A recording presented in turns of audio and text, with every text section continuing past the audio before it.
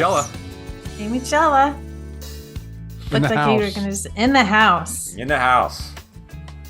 Oh my gosh.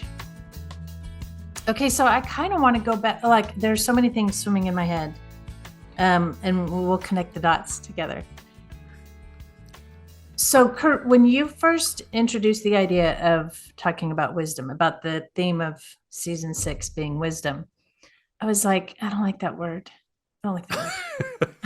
And I think I might have said, I don't love it. But the fabulous thing is that because we are in relationship, because we're known, because I'm known, then I could be curious about that rather than, because there was a part of me that was like, okay, we really just need to find a different word. I'm like, yeah, really, okay. really just thinking, yeah, that's just kind of a stupid idea. Well, no, it wasn't a stupid idea. It wasn't right. I didn't think it was a stupid idea, but I was like, that word. And then I was like, okay, why do I have such an aversion to that word? And even that question is indicative of, like, we've been friends for many, many years. We've been doing the podcast for a couple of years. It's like it creates a space where I could be curious about that. Yeah. So I'm like, I connect wisdom, knowledge, intellect, and intelligence all in one. Yeah. And the story that I have around intelligence, like school and academia were, I didn't flourish. They were not. So I have a story about that. So I attach that story to wisdom. And I'm like, no, I can't do wisdom. I can't do it. And it's like, wow. in this space, then I don't have to, I don't adopt that. I've adopted it for years. So it's like, oh my gosh, this is the work. This is. Okay, I gotta stop you for a second. Yeah. What's really interesting to me is that in the course of this is really getting me. In the course of the time that we've known each other, and not least the 7 weeks that Phyllis and I were in LA with Nathan, and you were such a faithful friend.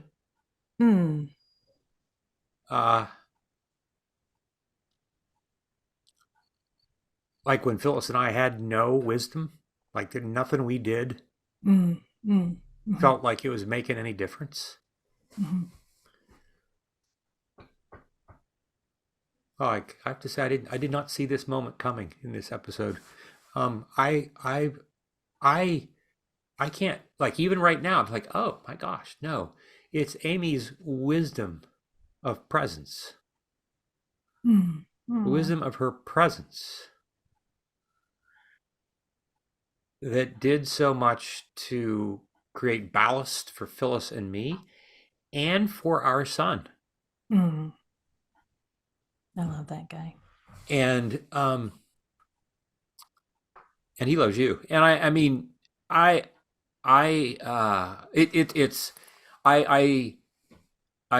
struck with the irony of what you just said and with what my experience has been. And it is so deeply related to the fact that you do the work. The fact that you pay attention to your inner life and you're excavating and mining and you're doing the work of ancient Jewish meditative wisdom literature in your life, and Pepper is too. And I'm struck with that. And I'm guessing, it's interesting. I'm guessing that there are probably a lot of our listeners who might have that same sense that they somehow that there's this connection made: wisdom, knowledge, intelligence, school, so forth and so on. And so I'm really glad that you shared that.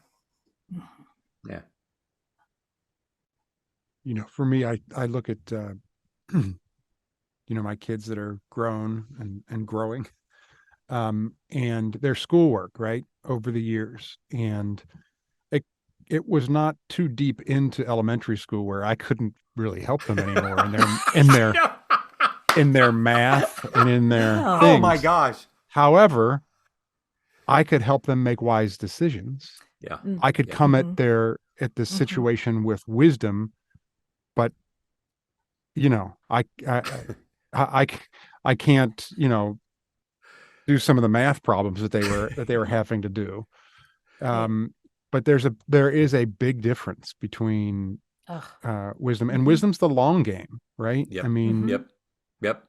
it's the long game, and if you aren't doing the work of being known, then you're not going to be in the it's not going to come to you. Right. It's just Right. not, you Right. know. Yeah. Um, Yeah. yeah, I think of the just quickly the year that I spent as an apprentice in the theater, and how I was not just gaining knowledge during that time, but it was a whole integrated world that I was in, and suddenly at the end of that year, I knew how to do things and knew how to Mm. approach things with some wisdom Wisdom. Yeah. that Yeah. I didn't have any idea about, or even really like, it took the time to spend Mm-hmm. in it, and all of a sudden, we used to say, I learned this, and I don't know, like, no one taught me. I was integrated in it, and so, yeah. So, but it takes a long time. It takes a long Well, time. and it's a testimony too, Pep, to you're being kind of immersed in it in such a way that you were paying attention. Like, you would have, I'm guessing you'd have some encounter in which, you Hmm. Yeah. I'm just remembering the story that you tell about when you were auditioning to have Yeah. a spot and the whole dance thing. The sing Yeah. and dance. Right. Yeah. The singing and dancing. And like you have encounters in which you think, oh my, like this is not going to happen after, Right. Can I just say that I'm glad it was you and not me that was in that situation, because like Our listeners I are going to want, if we're watching this, they're going to want to hear that story. oh okay, Well, we've told the story before. I don't No, think we but have. we're gonna, I don't think we we have. might have a new Can listener. I just say we've never told this story before, because no story ever told is told twice in the same Oh. way. Right. Right. Yeah. I mean, yeah. Tell the story, Fred. Make it quick.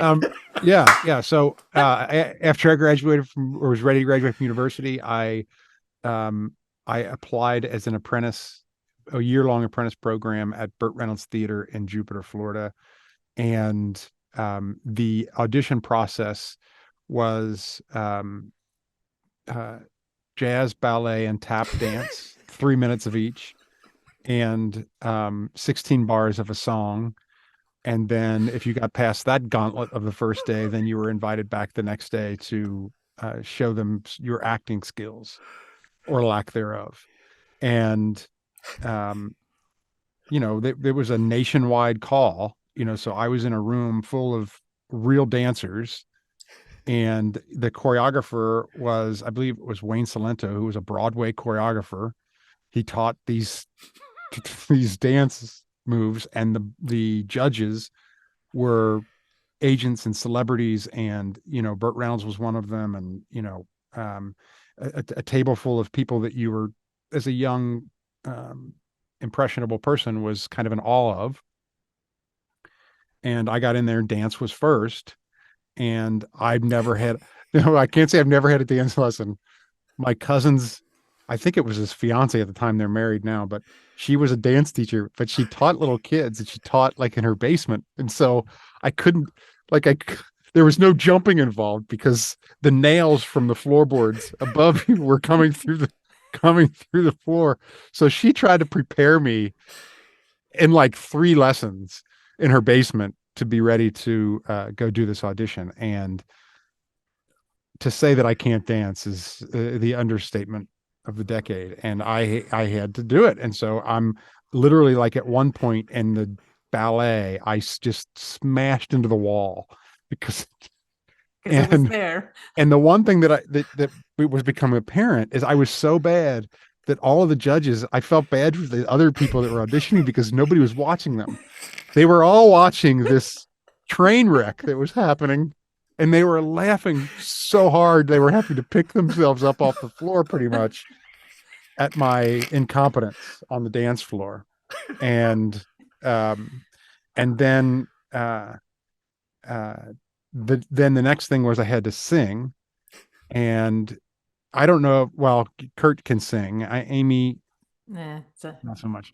But so for Curt, he probably doesn't understand the sheer terror that enters someone who's standing with a microphone and has to sing in public when it's not something that you do at all. And I completely forgot the words. So I just start making them up. First of all, the piano player asked me what key it was, and I said, doesn't matter, just pick one. so, so doesn't matter. Just pick one. and I was singing Mac the Knife. And you forgot the Oh, words. the shark has. Did you do that? You know, Did you actually? Oh do yeah, that? yeah. I just was like, at that point, it's like I had nothing to lose.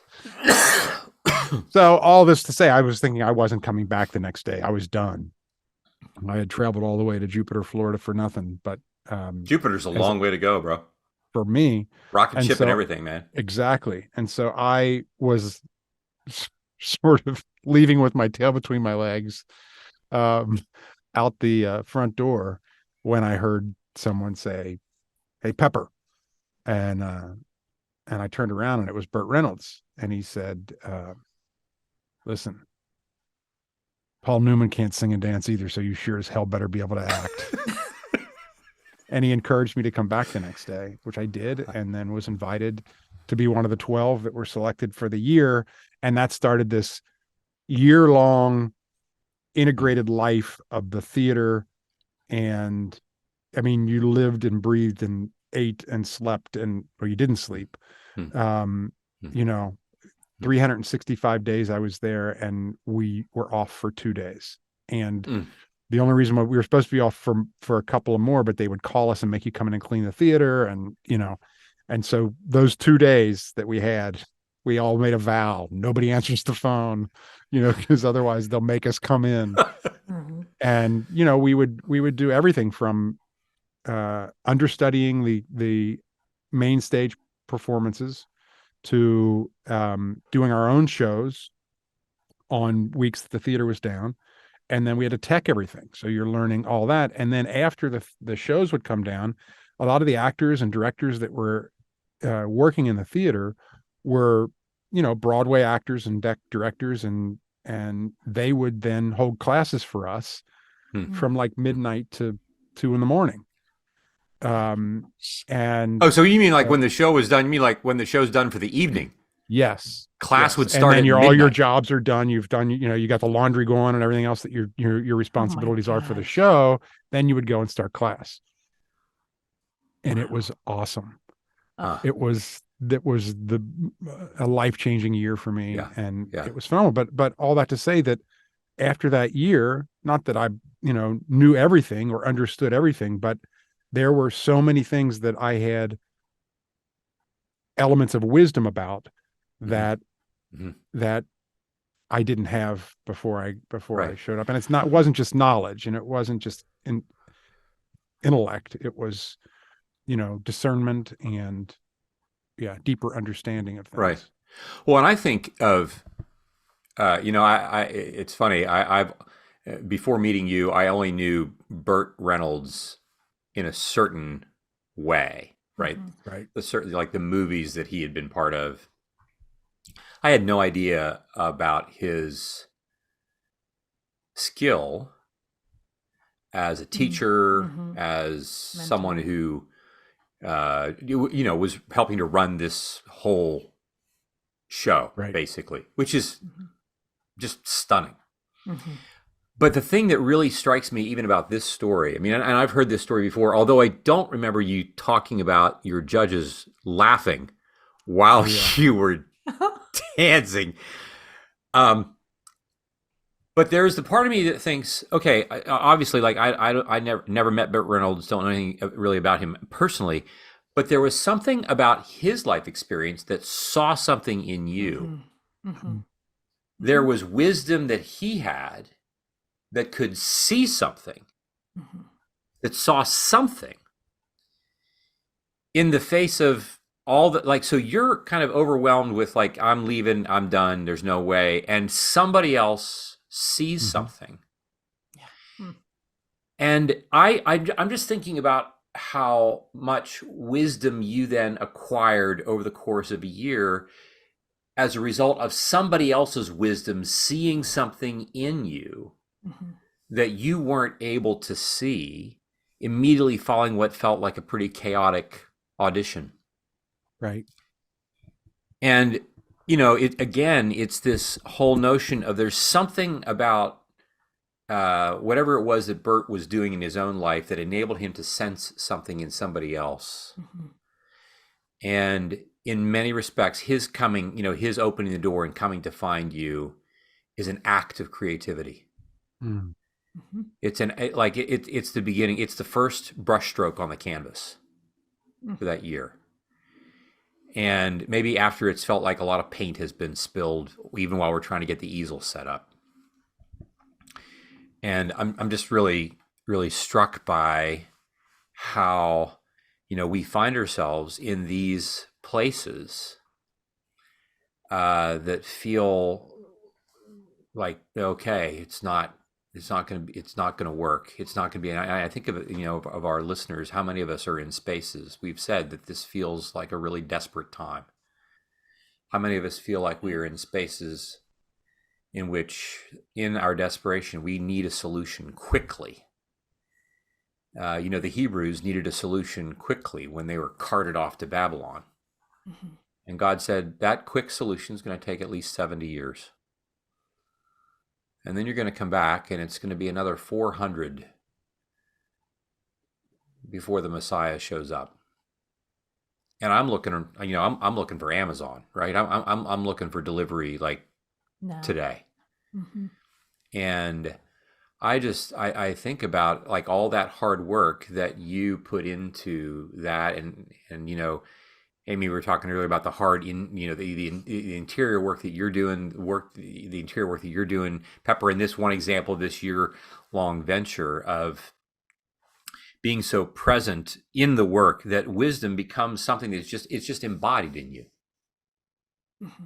Right? It's just an embodied thing. You're like what you do and what you sense and image and feel and think, and your actions increasingly become the thing that you want to do without even having to think too much about it, because you've been immersed in that hard work of acquiring wisdom.